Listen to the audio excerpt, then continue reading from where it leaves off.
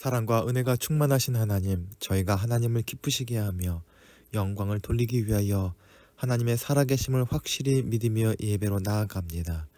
입을 열어 주님을 찬양하고 손을 들어 하나님께 거룩한 기도를 올립니다. 참 마음으로 예배하는 저희 심령에 구원의 기쁨을 새롭게 하여 주옵소서.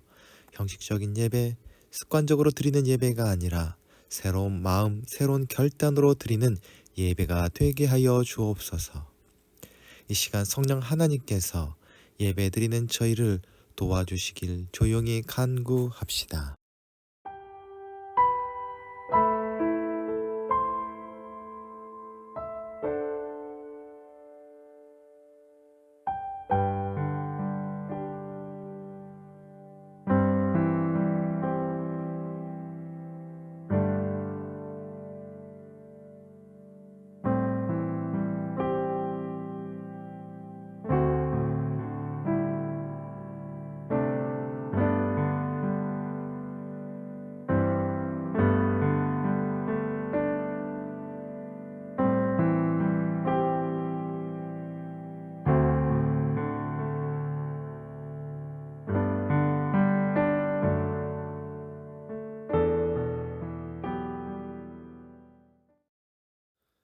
은혜와 사랑이 충만하신 하나님, 풍성한 가을, 결실의 좋은 계절인 10월을 주시니 감사드립니다. 오늘 예배 가운데 그 은혜를 찬양할 수 있도록 저희를 인도하여 주시고 10월 한 달 동안 맡겨주신 사명을 감당할 수 있는 지혜와 능력을 예배 가운데 얻게 하여 주옵소서.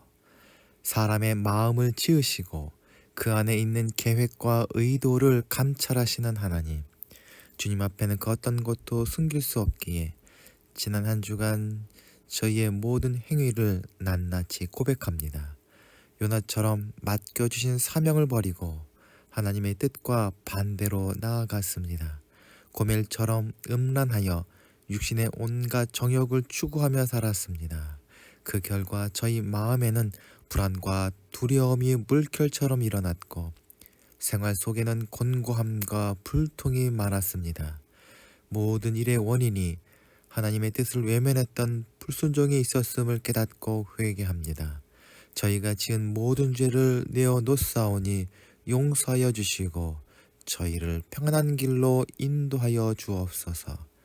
하늘과 땅을 이으시는 주님, 그 안에 살아가는 모든 생명을 또한 이으시는 주님, 저희가 주님 사랑 안에 모두 이어져 하나된 존재임을 알고 경험하고 누리게 하옵소서. 세상의 생명 되신 당신의 사랑 안에서 저희 마음을 묶어주시고 갈등과 분열을 떨치고 평화와 화해에 이르게 하옵소서. 그러나 세상에는 서로를 대상화하고 배제하고 혐오하고 차별하는 목소리가 적지 않습니다. 오히려 그런 이들이 자신의 목소리를 과시하고 세를 모아 힘을 행사하려는 시도가 더 늘어나고 있음을 고백합니다. 주님, 진정한 하나됨은 힘과 권위로 이루어지는 것이 아니라 비움과 겸손으로 이루어짐을 고백합니다.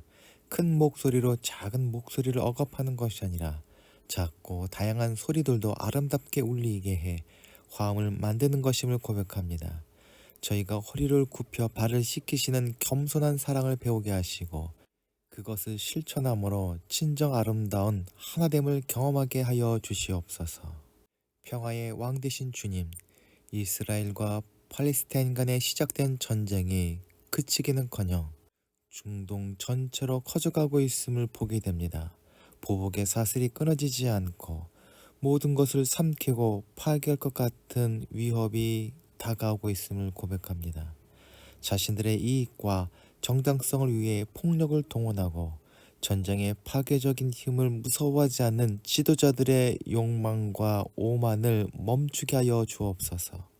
끔찍한 무기로 수많은 자원이 낭비되고 파괴되며 무고한 시민들과 평화를 위해 일하는 이들이 다치고 죽어가고 있습니다.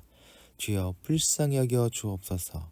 전쟁이 속히 멈추게 하시고 중동 땅으로부터 평화의 소식이 퍼져나가게 하여 주옵소서. 이 땅에 예한 공동체를 세워주신 하나님, 육신의 질병과 물질의 어려움, 그리고 믿음으로 시험받는 이해한 공동체 식구들을 긍휼히 여겨 주시옵소서. 그리고 눈물로 드리는 기도와 간구를 통하여서 모든 것이 치유되고 회복될 수 있도록 은혜를 더하여 주옵소서. 하나님께서 세워주신 거룩한 빛 등대교회가 하나님이 함께 하시는 교회, 하나님의 복음을 드러내는 아름다운 교회로 소문나게 해주시사 인생의 문제와 영혼의 아픔을 가진 사람들이 찾아오는 하나님의 치유의 장소가 되게 하여 주옵소서. 귀한 가정에 선물로 주신 추억은도 속히 치유되게 하여 주시사 하나님의 치유하심과 도우심의 아름다운 징표 되게 하여 주시옵소서.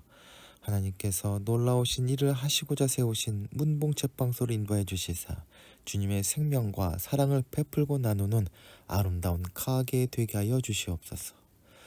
어제도 오늘도 변함없이 저희의 참목자가 되시는 예수 그리스도의 이름으로 기도하옵나이다. 아멘.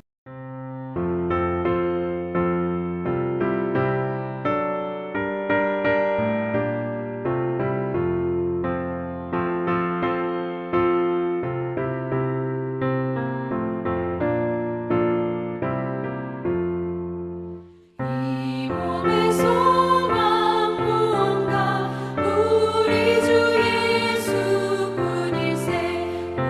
우리 주 예수밖에는 믿으리 아주 없도다. 주 나의 반석이시니 그 위에 내가 서리라. 그 위에 내가 서리라.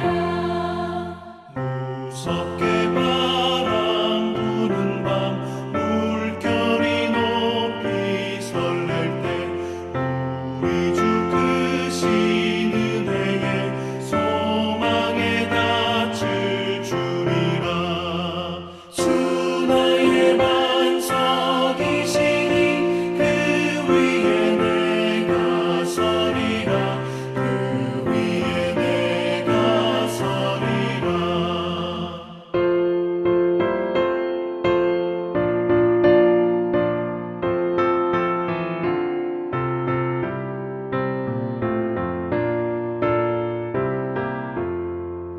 세상에 믿던 모든 것 끊어질 그날 되어도 구주의 언약 미사와 내 소망 더욱 크리라.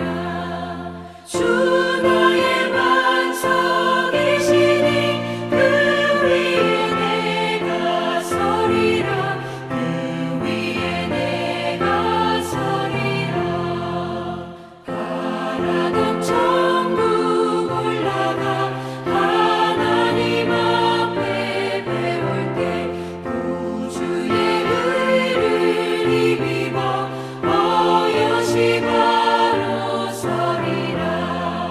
주 나의 반석이시니 그 위에 내가 서리라. 그 위에 내가 서리라.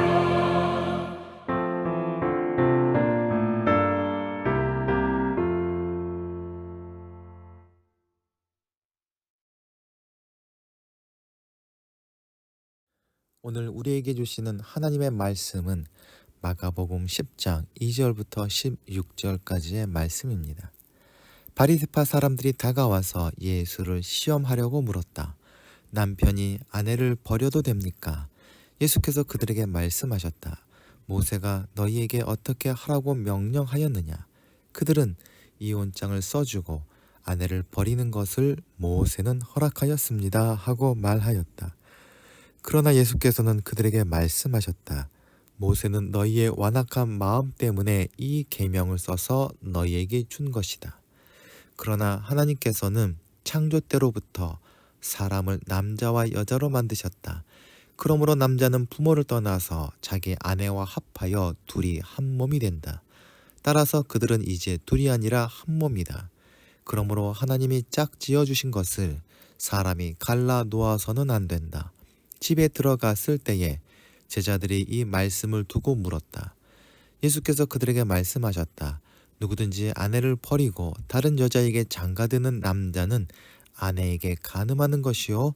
또 아내가 남편을 버리고 다른 남자에게 시집가면 간음하는 것이다. 사람들이 어린이들을 예수께 데리고 와서 쓰다듬어 주시기를 바랐는데 제자들이 그들을 꾸짖었다. 그러나 이것을 보시고 예수께서 노하셔서 제자들에게 말씀하셨다. 어린이들이 내게 오는 것을 허락하고 막지 말아라. 하나님의 나라는 이런 사람들의 것이다. 내가 진정으로 너희에게 말한다. 누구든지 어린이와 같이 하나님의 나라를 받아들이지 않는 사람은 거기에 들어가지 못할 것이다. 그리고 예수께서는 어린이들을 껴안으시고 그들에게 손을 얹어서 축복하여 주셨다.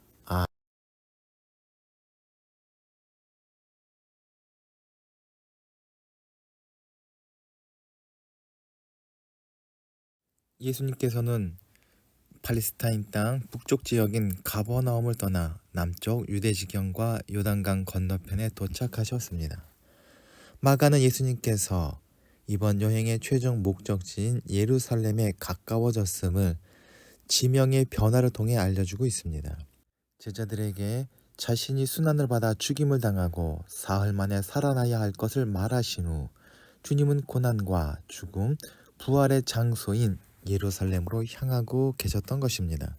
예수님께서 유대지경과 요단강 건너편에 도착하시자 많은 무리들이 모여들었고 주님은 늘 하시던 대로 가르치셨습니다.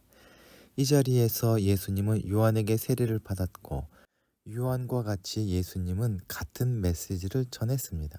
회개하라. 하나님 나라가 가까이 왔다. 그러나 지금 세례 요한은 이 자리에 없습니다. 그는 얼마 전에 죽임을 당했습니다. 그가 죽임을 당한 이유는 이혼 때문이었습니다. 유대 통치자 헤롯 안티파스는 자기 동생의 아내와 결혼했습니다. 아마도 헤롯은 헤로디아의 미모에 그리고 헤로디아는 헤롯의 권력에 반했을 것입니다. 그렇게 부적절한 혼인 관계가 이루어졌습니다. 이 죄악을 지적하고 비판한 세례 요한은 우리가 아는 바대로 결국 욕망과 권력의 톱니바퀴 사이에서 죽임을 당하고 말았습니다.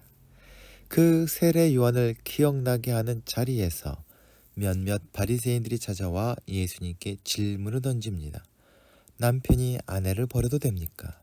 단순한 질문처럼 보이지만 매우 위험한 덫이 숨겨진 질문입니다. 헤롯이 통치하는 땅에서 이혼은 옳지 않다고 공개석상에서 말한다면 아마 무사하게 힘들 것입니다.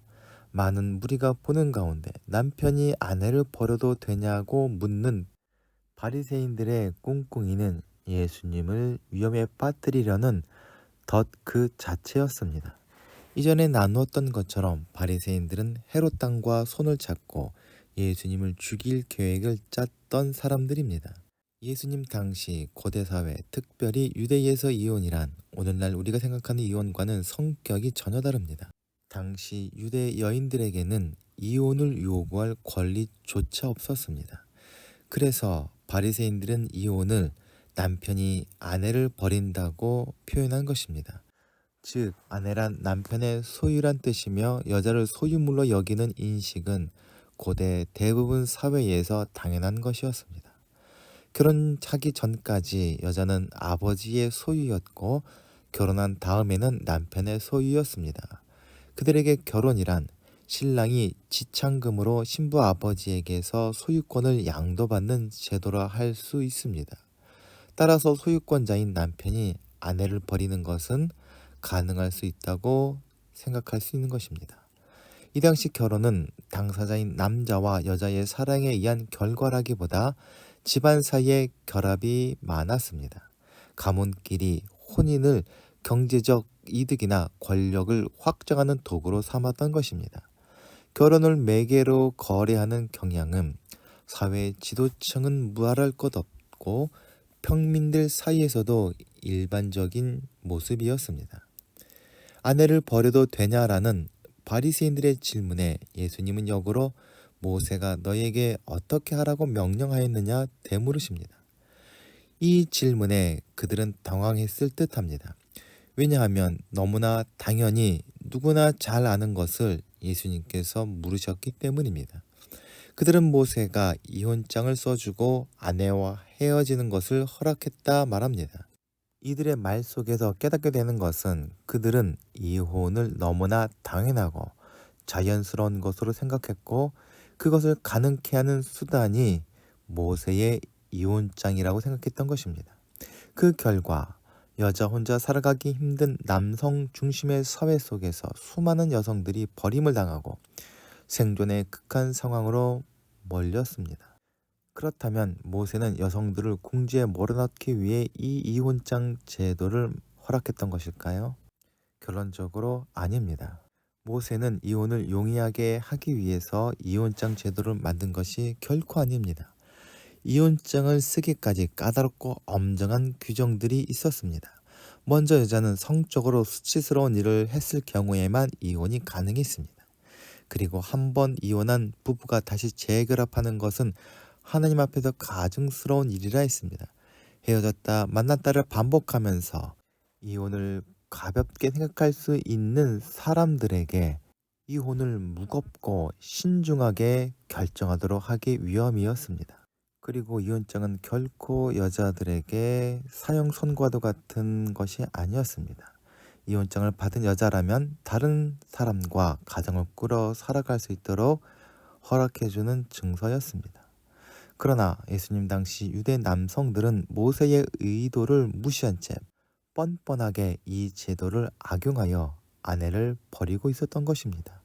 그들은 이혼할 수 있는 이유인 수치스러운 일을 확대 해석하여 아내가 남편의 식사를 망쳐 놓았다는 이유만으로 이혼할 수 있다고 말하며 어떤 율법학자는 남편이 다른 여자가 아내보다 더 예쁘다고 생각하는 것은 남편을 수치스럽게 만드는 이유이기 때문에 이혼할 수 있다는 주장까지 내놓습니다. 이렇게 남자가 여자를 버리는 악행에 모세의 율법을 정당화 수단으로 내놓는 모습에 예수님은 이혼 제도를 넘어 그 뒤에 도살인 그들의 악한 욕망을 지적하십니다. 모세는 너희의 완악한 마음 때문에 이 계명을 써서 너희에게 준 것이다. 모세가 율법으로 이혼할 수 있도록 제도를 마련했다고 해서 이것이 하나님의 원하시고 심지어 기뻐하는 일이라고 할 수 없습니다. 율법에서 이혼을 용납하는 것은 이혼이 바람직해서가 아니라 엄연히 일어나고 있는 현실이기 때문입니다. 주님께서 모세가 그렇게 한 이유로 말씀하신 바 너희의 완악한 마음이란 굳은 마음, 다친 마음, 바꾸기를 거부하는 마음입니다. 율법이 이혼을 허락하는 이유는 아내에 대한 사랑이 식어버려서 아내를 버리기로 이미 작정한 남자들 마음 때문이라는 이야기입니다. 그들은 이미 마음을 굳혔고 무엇으로 되돌리지 않을 것입니다. 그냥 놔두면 끝없는 폭력, 심지어 살인이 일어날지도 모를 상황입니다. 그렇게 율법은 이혼할 길을 열어줄 수밖에 없었던 것입니다. 어떤 면에서 버림당한 아내를 위한 최선의 배려로서 이혼장을 써주라는 제도가 만들어진 것이라 볼 수 있습니다. 즉, 이혼장은 여성이 한 남자의 소유물에서 벗어나 새로운 삶을 위한 가능성을 열어주려는 제도로도 볼 수 있을 것입니다. 이어서 예수님께서는 정말 하나님께서 우리에게 원하시는 것이 무엇인지 말씀해 주십니다. 예수님은 창세기를 인용하시면서 하나님이 남자와 여자를 만드셨고 이 남자와 여자가 만나 한 몸이 되도록 하셨습니다. 여기에 부모를 떠나서라는 조건은 남자와 여자의 결혼은 아버지와 가족의 결정이 아니라는 점을 분명히 합니다. 남자와 여자가 짝이 되는 일은 하나님의 뜻이요 하나님의 결정입니다. 결혼은 강제나 의무가 아니라 창조의 섭리로 생겨난 축복이요 선물이라는 이야기입니다. 그렇기에 사람이 나눌 수 없다라는 하나님의 선언이 있는 것입니다. 하지만 완악한 사람들은 자기의 뜻과 결정에 따라서 결혼하고 헤어집니다. 아무리 좋은 선물도 올바로 간직하지 못하면 불행과 고통을 일으키는 원인이 됩니다.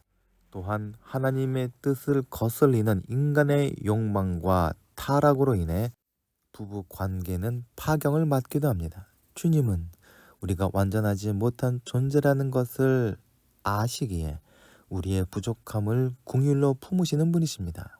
율법이 이혼의 길을 열어주는 이유는 이혼한 이후에도 삶은 계속되어야 하기 때문입니다. 즉 주님의 자비의 용서를 바탕으로 이혼을 허락하는 율법이 존재했던 것입니다.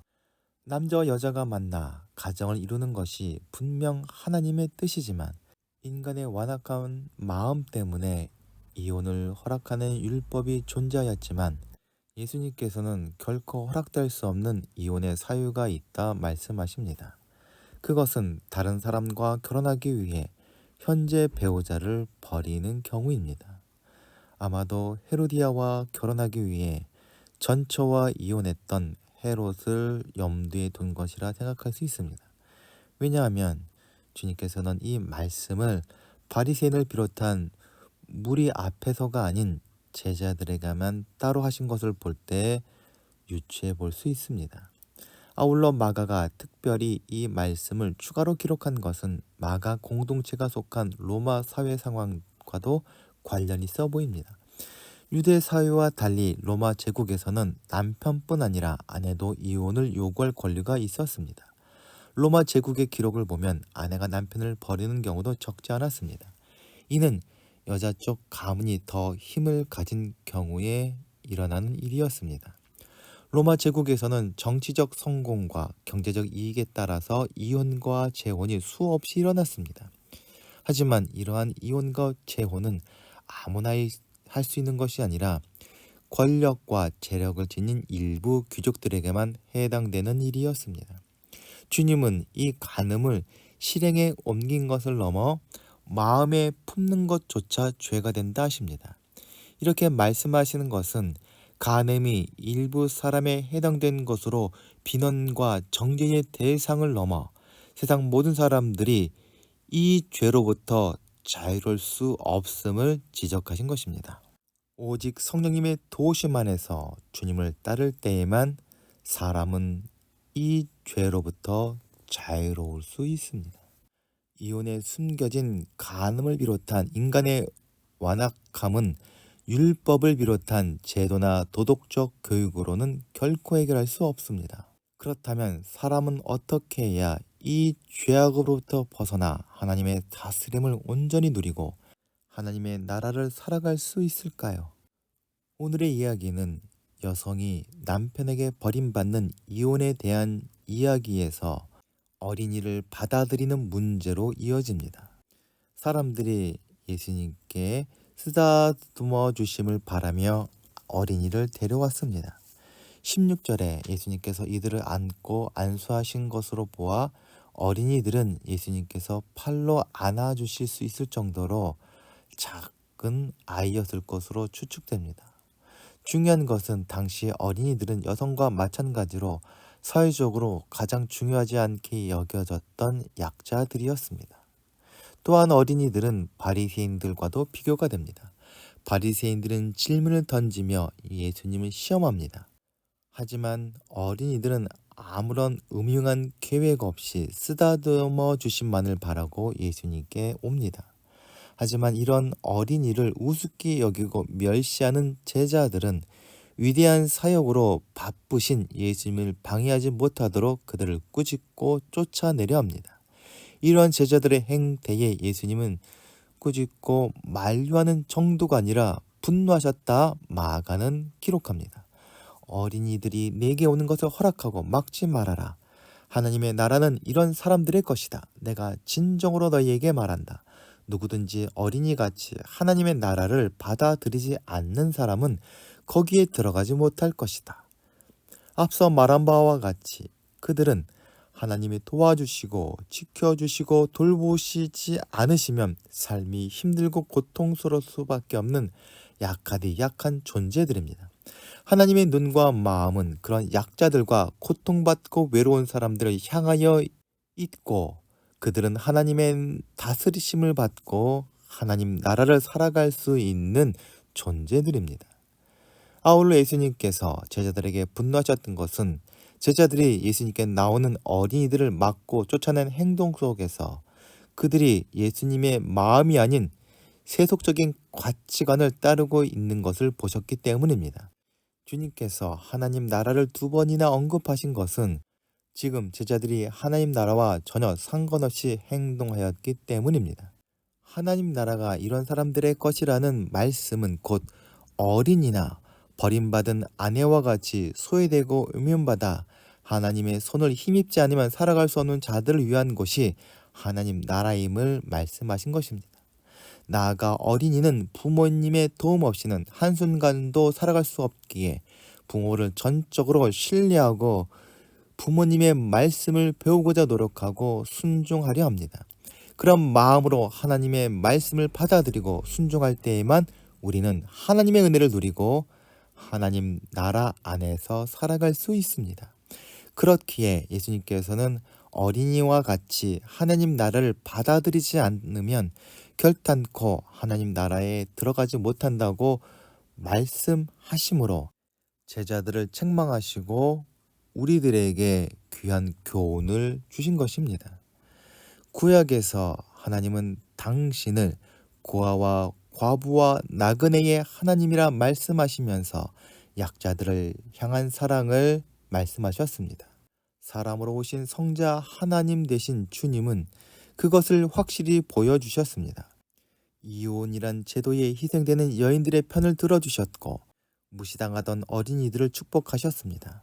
많은 사람들은 자기 마음대로 할 수 있는 권력이나 재력을 바라고 많은 사람들을 자기 뜻대로 움직이기를 원합니다만 그런 사람들은 하나님의 은혜를 바랄 수 없으며 하나님 나라에 들어갈 수 없습니다. 하나님의 나라를 사모하며 살아가는 예안공동체 식구들 모두 삶 속에서 하나님의 은혜의 소중함을 늘 깨닫기를 소망하고 세상 그 어떤 것도 대신할 수 없는 하나님 나라의 행복을 누릴 수 있는 하늘의 지혜를 누리기를 소망합니다. 아울러 우리를 통해서 세상 사람들이 하나님 나라의 행복을 발견하고 주님께로 돌아오게 되기를 또한 소망합니다. 다 함께 기도하시겠습니다. 주님을 따른다 하면서도 저희 안에 아직도 완악한 마음이 있음을 고백합니다. 주님께 순종하기보다 내 자신의 욕망과 욕심을 채우기 위해 애쓰며 살아왔음을 또한 고백합니다. 또한 주님께서 사랑하고 용납하며 섬기도록 허락하신 배우자와 자녀 그리고 이웃들을 사랑하지 못했음을 고백합니다. 이렇게 완악하고 죄 많은 저희를 주님께서 사랑해 주시고 십자가의 은혜로 살리신 그 사랑을 깨닫습니다. 이제 저희도 어린이와 같이 주님께 순종하고 하나님 나라를 받아들이는 겸손한 자로 살아가게 하여 주시옵소서. 저희 모든 삶을 주님께 맡기오며 하나님 나라에 합당한 백성으로 살아갈 수 있도록 도와주시옵소서. 우리 구주 되신 예수 그리스도의 이름으로 기도하옵나이다. 아멘. 함께 공동체의 고백을 하시겠습니다. 하나, 우리는 문제가 있습니다. 둘, 문제에는 끔찍한 대가가 있습니다. 셋, 하나님은 해결책을 가지고 계십니다. 넷, 그 해결책은 믿음으로 누립니다. 지금은 죄와 죽음에서 우리를 구원하시는 예수 그리스도의 은혜와 하늘과 땅을 지으시고 지금도 통치하시는 하나님의 무한하신 사랑과 성령님의 감화 감동하심과 교통하심이 이 시간 머리 숙인 주님의 자녀들 위해 그 가정과 기도하며 진행하는 모든 일들 위해 지금부터 영원토록 함께하여 주시기를 간절히 축원하옵나이다. 아멘.